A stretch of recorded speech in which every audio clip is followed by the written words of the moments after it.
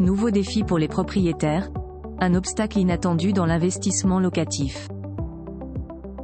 Le marché de l'immobilier locatif n'a pas encore retrouvé toutes ses couleurs d'avant-crise. Les propriétaires bailleurs font face à des problématiques émergentes actuellement. De fait, celles-ci découlent des locataires. État des lieux. Un nouvel obstacle se dresse devant les propriétaires bailleurs. Contrairement aux idées reçues, la vie d'un bailleur immobilier n'est pas vraiment aisée. Pour mener à bien la location de son logement, celui-ci doit effectuer certaines démarches comme la déclaration de ses revenus fonciers. Mais les choses ne se déroulent pas toujours comme prévu. Des fois, le locataire quitte les lieux sans préavis à l'insu du propriétaire.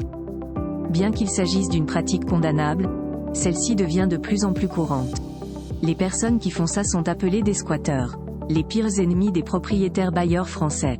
Idem pour ceux qui abandonnent le logement sans préavis. Vigilante, la Chambre nationale des commissaires de justice, CNCJ, surveille de près l'évolution de la situation. D'autant plus que celle-ci découle de la fusion des métiers d'huissier de justice et de commissaire-priseur. Le président du CNCJ, Benoît Santoire, précise qu'il a déjà traité environ une trentaine de cas par an dans son bureau les années précédentes. Cette année, il y a eu une centaine, selon lui. Les commissaires de justice, quant à eux, ont recensé près de 5000 procès-verbaux dressés en 2023 pour des cas d'abandon de logement, avec inventaire des meubles. De fait, les problèmes avec les squatteurs ne représentent qu'une centaine de cas par an.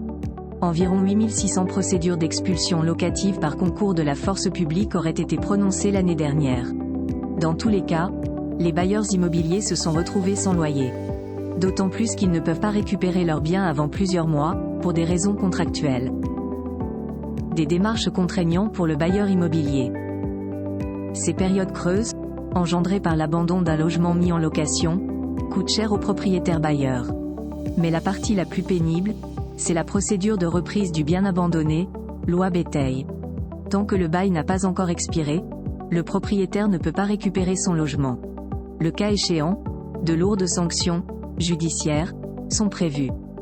Les démarches à effectuer s'avèrent être chronophages pour les bailleurs victimes de ce fléau. Tout d'abord, il faut mettre en demeure le locataire afin de déterminer s'il occupe vraiment le logement. En cas d'absence de réponse au bout d'un mois, il faut faire constater l'abandon du bien. Pour ce faire, il convient de saisir un commissaire de justice. Il faut saisir un juge du tribunal judiciaire. Notons que c'est ce dernier qui prononce la résiliation du bail. Initiée par les propriétaires bailleurs, cette procédure de reprise d'un logement abandonné peut durer entre 6 mois, voire 1 an dans certains départements. Cela dépend énormément des tribunaux locaux. La CNCJ plaide, on souhaiterait une accélération des procédures, de façon à réduire les délais entre 2 et 3 mois. Cela contribuerait à remettre plus rapidement des logements sur le marché, d'après les commissaires de justice.